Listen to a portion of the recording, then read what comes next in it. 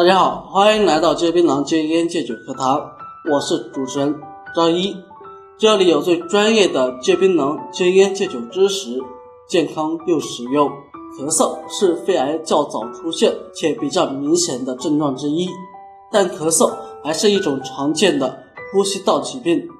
容易被患者混淆忽略，出现漏诊误诊的情况。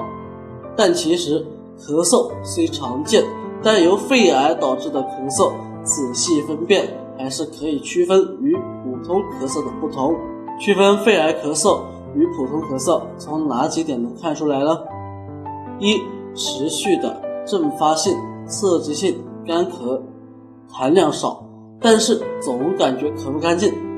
可能会出现黄色的浓痰，要是出现痰血甚至是咳血的情况，一定要警惕，尽快前往医院就诊检查。二、病期长，如果咳嗽久治不愈且没有好转的迹象，已经超过4周以上的咳嗽，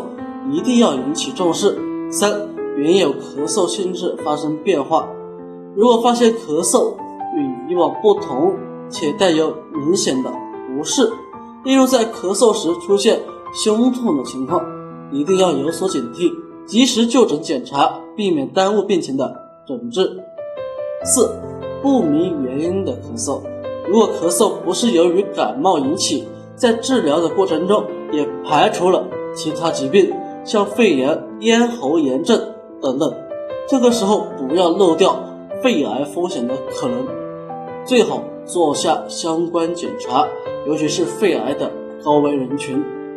好了，今天就说到这里，如果大家还有什么疑问，可以关注我或下方留言，我们下期见。